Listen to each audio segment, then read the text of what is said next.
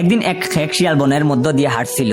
শুধু হাঁটার মধ্যে আবদ্ধ থেকে নিজেকে শুধু প্রতীক বানাতে রাজি নয় সে।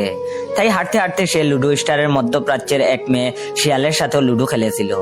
সুতরাং সে শুধু প্রতীক নয়, একজন প্লেয়ারও। লুডো খেলার মনোযোগ থাকার কারণে সামনে যে একটা গভীর গর্ত ছিল সেটা শিয়ালটি খেয়াল করেনি। তাই তার পা দুটো নিজেদের স্বাধীন ভেবে আর দেরি না করে গর্তে নিজেদের বিলিয়ে দিল।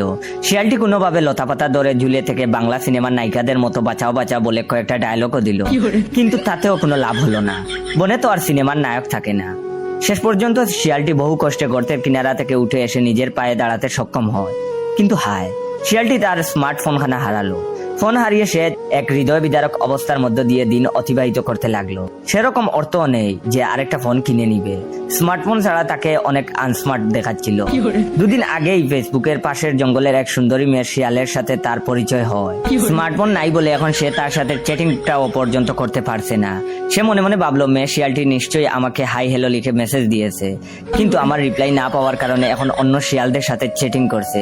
সে 2 দিনেই মেয়ে শিয়ালটিকে অনেক পছন্দ করে ফেলেছিল, কিন্তু কখনো ভাবতে পারেনি স্মার্টফোন হারানোর সাথে সাথে তার সদ্য পছন্দ হওয়া শিয়ালটিও হারিয়ে যাবে। ফোন হারিয়ে সে আরো অনেক সমস্যায় পড়েছে। ইউটিউবে সে প্রায় হাঁস মুরগি চুরির নানা কৌশল সম্বলিত টিউটোরিয়াল ভিডিও দেখতো, কিন্তু স্মার্টফোন না থাকায় সেসব আর দেখতে পারছে না এখন। আগে বন্ধুদের ছবিতে সে অকারণেই হাহা রিয়েক্ট দিত, ইমোশনাল স্ট্যাটাস ওয়াও রিয়েক্ট দিত, অন্যের গার্লফ্রেন্ডের ছবিতে লাভ রিয়েক্ট দিত। একবার তার এক বন্ধু শিয়াল স্ট্যাটাস দিয়েছিল, অনেকদিন ধরে কিছু খাইনি, বহু কষ্টে একটা মুরগি চুরি করেছিলাম, কিন্তু দুষ্টু হায়নার দল আমার কাছ থেকে নির্মম ভাবে মুরগিটিকে কেড়ে নিল। সে তার বন্ধুর এমন কষ্টের স্ট্যাটাসে ও হাহা রিয়েক্ট দিয়েছিল। ওই বন্ধুটি সেদিন তার হাহা রিয়েক্ট সম্বলিত স্ক্রিনশট তার ইনবক্সে পাঠিয়ে তাকে অভিশাপ দিয়ে বলেছিল, দেখিস একদিন হাহা দেওয়ার ফোনটাও তোর থাকবে না। আজ তার ফোন নেই বলে সে কিছুই করতে পারছে না। একটা স্ট্যাটাস দিয়ে পর্যন্ত ফেসবুক বাসীকে তার ফোন হারানোর কথা জানাতে পারলো না। এর চাইতে অত্যাধুনিক কষ্ট আর কি হতে পারে রে। শিয়ালটি তখন মনে মনে ভাবলো, ইস, আজ যদি আমার আরেকটা ফোন থাকতো, তাহলে ফেসবুকে ফোন হারানোর একটা স্ট্যাটাস দিয়ে নিজের স্ট্যাটাসে নিজেই সেড রিয়েক্ট করতাম। মনের কষ্টটা ফেসবুকে শেয়ার করতে পারলে অন্তত কিছু লাইক কমেন্ট পাওয়া যেত, আর অন্যদের সাথে শেয়ার করার কারণে 50% কষ্ট হ্রাসও পেত। কিন্তু ফোন না থাকার কারণে আজ তার ভাবনাগুলো পুরোপুরি বেকার। এভাবে স্মার্টফোন খানা হারিয়ে সে অনেক কিছু আর আগের মতো করতে পারছিল না। হতাশার মধ্যে দিন কাটাচ্ছিল আর ভাবছিল কি করা যায়। জঙ্গলে লুকালয়ের মতো অত মোটিভেশনাল স্পিকার নাই। যদি ওরকম মোটিভেশনাল স্পিকার থাকতো তাহলে সে তাদের স্পিচ শুনে হলেও কিছুটা হতাশা দূর করতে পারতো। তাই বাধ্য হয়ে নিজেই নিজের সমাধান খুঁজতে লাগলো। সবার স্মার্টফোন আছে, শুধু তার নেই। অনেক ভাবনার পর সে একটা আইডিয়া খুঁজে পেল। সে বনের অন্যান্য শিয়ালদের একটা গুরুত্বপূর্ণ মিটিং এ অংশগ্রহণের জন্য কাঠবিন নিমন্ত্রণ জানালো। সবাই যখন মিটিং এ উপস্থিত হলো তখন সে দাঁড়িয়ে বলতে লাগলো, বন্ধুরা, আজ আমি তোমাদের ওখানে ডেকেছি আমার একটা আবিষ্কার সম্পর্কে জানানোর জন্য। আসলে আমাদের জীবনে ফোনের কোনো দরকার নেই, এটা শুধু আমাদের সময়ই নষ্ট করে। দেখুন, আমি এখন ফোন ব্যবহার করি না, এতেই আমি অনেক ভালো আছি। রাত 10টায় ঘুমিয়ে যেতে পারি, আবার ভোরে উঠে ফিজিক্যাল এক্সারসাইজও করতে পারি। এখন আমি আগের চেয়েও বেশি সময় মুরগি চুরির কাজে ব্যয় করতে পারছি। ইদানিং বেশ ভালোভাবে লেখালেখিটাও চালিয়ে যাচ্ছি। ফোন না থাকলে আপনাদের সন্তানেরাও বেশি সময় মানুষের হাঁস মুরগি চুরি সহ অন্যান্য কাজে ব্যয় করতে পারবে। অযথা ফোনে গেমস খেলে চার্জ শেষ করবে না, ফলে বিদ্যুতেরও সাশ্রয় হবে। অতএব আপনারা আপনাদের ফোনগুলো ফেলে দিন আর আমার মতো সুখে শান্তিতে জীবনযাপন করুন। শিয়ালের এই বক্তব্য শুনে বাকি শিয়ালগুলো হাততালি দিতে লাগলো। এক শিয়াল তো চিৎকার করে বলেই দিল, বস, এই আবিষ্কারের জন্য ভবিষ্যতে নোবেলটা আপনার হাতেই উঠবে। তাই আপনি আর দেরি না করে আজই আমাদের ট্রিট দিন। শ্রোতাদের এরকম সারা পেয়ে শিয়ালটি যখন উড়োজাহাজ ছাড়াই আকাশে উঠছে, ঠিক সেই সময় এক বৃদ্ধ শিয়াল ভিড়ের মধ্য থেকে বুর্জ খলিফা টাওয়ারের মতো মাথা উঁচু করে বলল, কেউ এর কথা বিশ্বাস করো না। এই মিথ্যাবাদী শিয়ালটি গর্তে পড়ে তার ফোনটি হারিয়েছে। স্মার্টফোন ছাড়া তাকে এখন আনস্মার্ট লাগছে। তার গার্লফ্রেন্ড তাকে ছেড়ে এক কুকুরের সাথে প্রেম করছে। তাই সে চায় আমরাও তার মতো আনস্মার্ট হয়ে যাই। সে আসলে একটা চরম দাপ্পাবাজ। বৃদ্ধের কথা শুনে জঙ্গলের অন্যান্য শিয়ালগুলো দাপ্পাবাজ শিয়ালটির উপর প্রচন্ড খেপে যায়। তাই তারা আর দেরি না করে সবাই দ্রুত তাদের ফোন বের করে ফেসবুকে ঢুকে সাথে সাথে দাপ্পাবাজ শিয়ালটিকে আনফ্রেন্ড করে এবং একই সাথে ব্লক করে দেয়। ব্লক দেওয়ার আগে শিয়ালটিকে সবাই মেসেজ দিয়ে বলেছিল, স্মার্টফোন বিহীন বন্ধু অপেক্ষা ফোনদারি শত্রুও ভালো। আর ঠিক এই সুযোগে ফোনবিহীন শিয়ালটি মিটিং শেষ হওয়ার আগেই দ্রুত সেখান থেকে পালিয়ে যায়। মাত্র কদিন হলো আমাদের বিয়ে হয়েছে, দেখাশোনা করে এই বিয়ে। বিয়ের আগে আমরা একে অপরকে চিনতাম না, খুব বেশি কথাও হয়নি, মানে একদমই না। বিয়ের পর বউয়ের সঙ্গে বাইরে চলে আসি, বাসা ভাড়া নিয়ে আসি জবের কারণে। আমার বউ সাদিয়া বেশিরভাগ সময় ফেসবুক টিকটক অ্যাপ নিয়ে পড়ে থাকে। আমার বউ ফেসবুক পাগল না হলেও টিকটক পাগল। কিন্তু সমস্যা হলো ওর বেশ কিছু খারাপ অভ্যাস রয়েছে যেগুলো আমি একেবারে পছন্দ করি না। সেসব নিয়ে ঝগড়াও হয়েছে। আমাদের মধ্যে মনের মিল একদমই নেই, এমনকি সম্পর্ক নামমাত্র। পারিবারিকভাবে বিয়ে হওয়ার পর থেকেই ও আমাকে ইচ্ছে মতো বাজিয়ে যাচ্ছে, আর এতে করে প্রতিবারই আমার বুকের মাঝে ড্রাম বাজছে।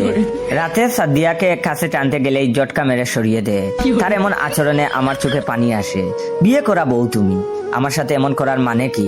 নিজের কাছে নিজেকেই ছোট লাগছে। আমার মা আমাকে কার সাথে বিয়ে দিল? এ জীবন আর রাখবো না। এমন ডিপ্রেশনে থেকেও মুখে কৃত্রিম মুচকি হেসে বললাম, সাদিয়া দেখো, বিয়ে করার কদিন হয়ে গেলে এখনো কিচ্ছু হলো না, আমারও তো একটা জীবন নাকি। তখন সে বলল, কি? ওয়েট, ভিডিওটা শেষ করার আগে আপনাদের কাছ থেকে একটু সময় নিয়ে নিচ্ছি। আপনারা দয়া করে ভাইয়ের রিয়েল ফেসবুক পেজ ইয়োর জয়কে ফলো দিয়ে রাখবেন।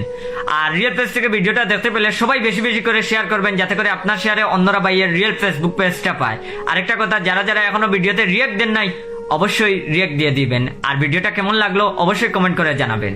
তোমার মতলব আমি বুঝি না, তুমি আমার সাথে এসব করলে তখন আমি টিকটকে ইয়া হাবিবি ডান্স মারতে পারবো কি? আমি কোন রকম ঝামেলা চাচ্ছি না। তার এমন কথায় লজ্জায় অপমানে ওর দিকে আর তাকাতে পারছি না। সাদিয়ার দিক থেকে উল্টো পাশে শুয়ে বালিশে মুখ লুকাইলাম। কুল বালিশটাও তার দখলে। স্কুল বা কলেজে নাটক সিনেমা বানানো হলে যাকে জিনিসপত্র টানার দায়িত্ব দেওয়া হতো, সেও এখন নায়ক কিংবা নায়িকা টিকটকের কল্যাণে। বাথরুমে গান গাইলে যার গান থামাতে পাড়া প্রতিবেশী জড়ো হয়ে যেত, সেও এখন সঙ্গীত শিল্পী টিকটক আছে বলে। নাচতে গেলে উঠান ভাঙ্গে, তারাও ড্যান্সার হয়ে যাচ্ছে টিকটকের বদলতে। যাকে দেখলে কুকুরও গেউ গেউ করে, সেও নাকি আজকে টিকটক সেলিব্রিটি। সাদিয়াকে কালকে হঠাৎ করেই দেখি জিব্বা বের করে ঠুট দুটো প্রতিবন্ধীর মতো সেলফি তুলছে, মাঝে মাঝে গানের সাথে টুটও মিলাত। আমি তখন মনে মনে ভাবলাম, শ্বশুর আব্বাই মনে হয় এ ছোট থাকতে ঠিকা দেয়নি, এমন প্রতিবন্ধীর মতো কেউ সেলফি তুলে। সাথে সাথেই শ্বশুরকে ফোন করলাম। শ্বশুরকে লাইনে না পেয়ে শাশুড়ি আম্মাকে ফোন করলাম। রিসিভ হওয়ার সাথে সাথেই সালাম দিয়ে বলতে লাগলাম, আম্মা, আপনার মেয়েরে ছোট থাকতে ঠিকা দেননি।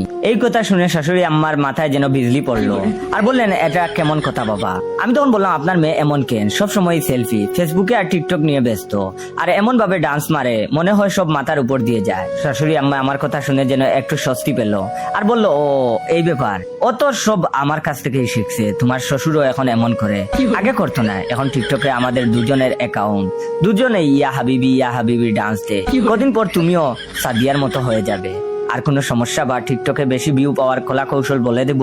এটা শোনার পর আমি তৎমত খেয়ে পাবনা যাওয়ার উপক্রম করি। এক নোয়াখালীর লোক ভুলবশত অন্য এক নম্বরে 1000 টাকা রিচার্জ করে ফেললো।